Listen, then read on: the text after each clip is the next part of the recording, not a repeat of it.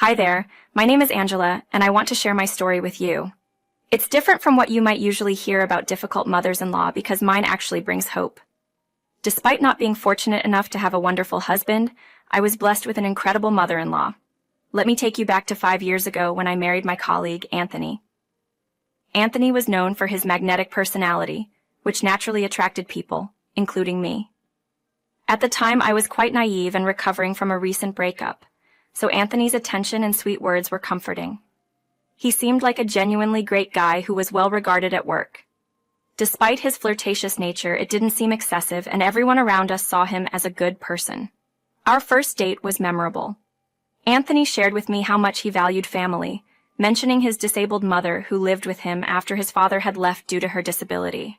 Anthony took pride in being a devoted son, ensuring the best care for his mother despite the challenges and costs involved. His dedication and love for his mother touched me deeply, especially since I had been my own mother's caregiver before she passed away from cancer. Understanding the demands of caring for a loved one, I admired Anthony even more. However, I was unaware of his ulterior motives behind this care. As we continued to date for 3 years, I noticed that my income was higher than Anthony's, but it never seemed to bother him or affect his masculinity. This, along with his affection and our shared experiences, made me believe I had found the perfect partner. During our relationship, I had the opportunity to meet his parents. Anthony's mother, Laura, had become disabled after an accident, leading to his parents' divorce. Anthony's father, George, chose not to remain in a challenging situation. When it came to caring for someone with disabilities, Laura, Anthony's mother, faced significant challenges. She needed a wheelchair for mobility and, although she received some support from the government, it was hardly enough. Learning about Laura's situation and Anthony's father, George, who left because of the difficulties, made me empathize with Laura and foster a strong dislike for George. Yet, Anthony remained close to his father, which meant I had to make peace with his presence in our lives. Anthony's marriage proposal came not long after I met his family. I accepted without hesitation, fueled by love and the desire to start a family with him. But with the proposal came a candid conversation. Anthony opened up about the financial burdens of caring for his mother. His salary was mostly dedicated to her needs, leaving him with minimal savings. Marrying him meant accepting not only his financial situation, but also the responsibility of caring for Laura. I reassured Anthony, "It's okay. I understand the weight of caring for someone. Laura is wonderful, and I've grown to love her. Living with her and supporting her feels right to me. She's like a mother to me." Anthony expressed concern about the financial implications, but I was more than willing to contribute. "I don't need your money, Anthony. I want to help with your mom. It'll lighten your load," I told him, and he was grateful for the support. True to my word, I embraced the role of caring for Laura as if she were my own mother, looking forward to having a parental figure in my life again. Anthony was appreciative of my understanding and willingness to help. Our wedding was planned mostly by me, as Anthony was focused on a work promotion. I was happy to take the lead and even covered most of the expenses, knowing his financial situation. After the wedding, Anthony proved to be a loving and attentive husband, genuinely caring for his mother.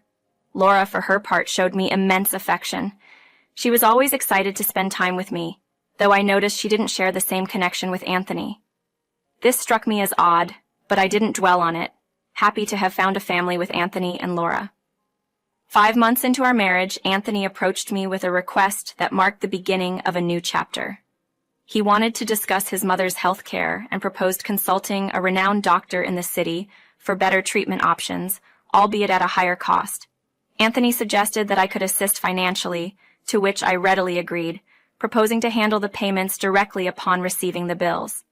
Anthony, however, preferred a direct transfer to him, citing convenience and a tight financial situation due to caregiver expenses.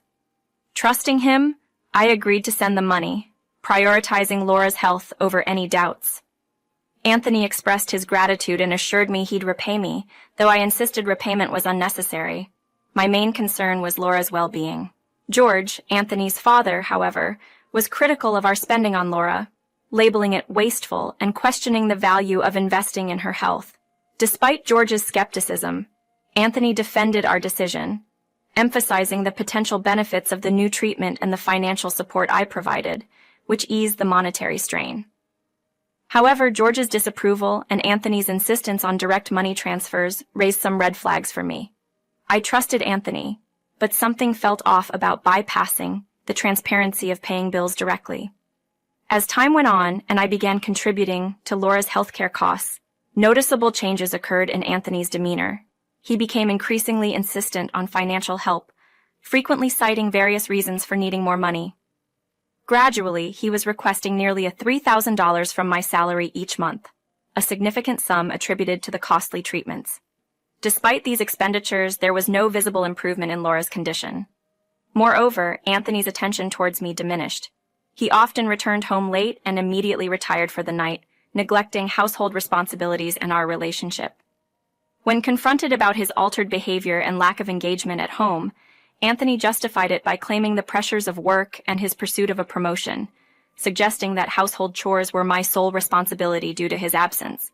This shift in dynamics, compounded by financial demands and a lack of improvement in Laura's health, left me questioning the situation's transparency and Anthony's changing priorities. After Anthony's shift in behavior, our home dynamics took a turn for the worse. You get home before me, but now I'm the one caring for Laura in the evenings because you won't hire a nighttime caregiver. I'm overwhelmed with everything, Anthony. You need to contribute more. I confronted him one day, exhausted from juggling work and caregiving alone. Anthony's response was dismissive. You knew what this involved. You agreed to help with my mom, so I don't see why you're complaining now. I'm willing to help, Anthony, but I can't do it all by myself. She's your mother, too. You need to play a part in her care. I'm tired and need some support here, I argued, hoping for some understanding. Instead, Anthony retorted sharply, You've taken care of her this long. Since you're so fond of her, you can keep at it. I need my space. And with that, he left for his game room, leaving me stunned and alone with my thoughts. That night, I cried myself to sleep, feeling utterly alone and neglected. I attributed Anthony's coldness to his demanding job and a new project that seemed to consume all his time and energy. Part of this project involved working closely with Kathleen, a new colleague who quickly became as popular as Anthony. Their growing closeness worried me, yet I tried to trust Anthony, believing he wouldn't betray our marriage. However, my trust was shaken when Anthony announced he had planned a vacation, but not with me. I've put a lot of effort into planning this trip, Angela, but it's for me and my friends. You're not coming, he revealed, leaving me speechless and hurt. It had been 3 years since we had taken any trip together, and now he was choosing to go without me, using funds that were mysteriously available despite our tight finances. When I questioned where the money was coming from, Anthony dismissed my concerns, insisting it was none of my business.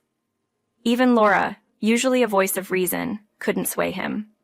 She reminded him of how little we had ventured out since our honeymoon, and hinted at the financial contributions she had made from her disability benefits and inheritance, which Anthony had been managing.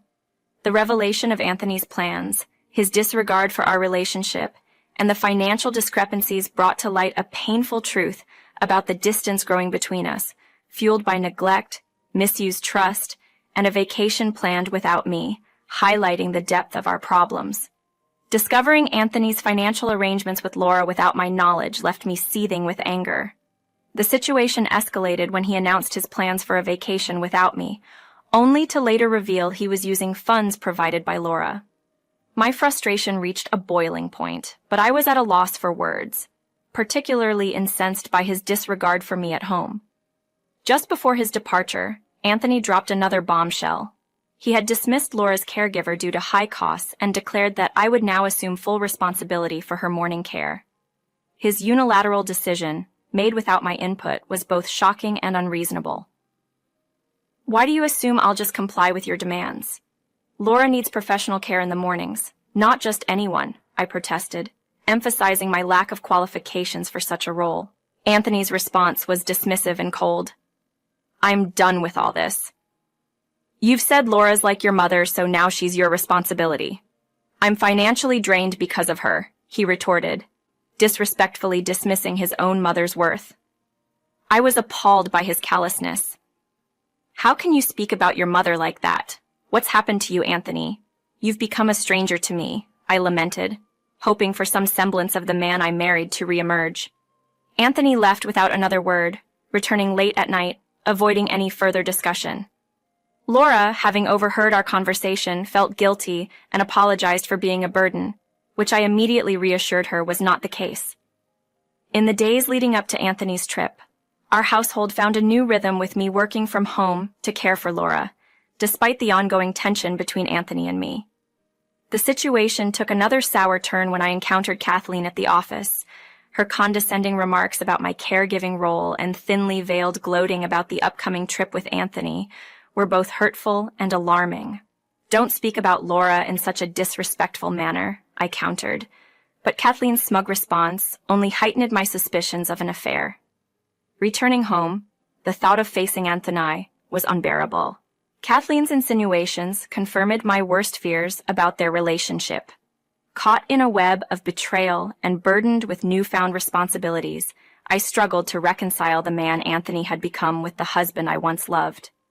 That night, Anthony's unusually high spirits over his upcoming vacation left a sour taste in my mouth, especially after Kathleen's insinuations. Driven by suspicion and confusion, I decided to delve a bit deeper and checked his phone. The discovery was heart-shattering. Anthony wasn't planning a trip with his friends. He was embarking on a seaside getaway with Kathleen, his mistress. The messages revealed an 8-month-long affair, during which he had squandered the money I provided on gifts and financial support for her. Feeling betrayed and overwhelmed, I quickly hid my findings to avoid alerting Anthony.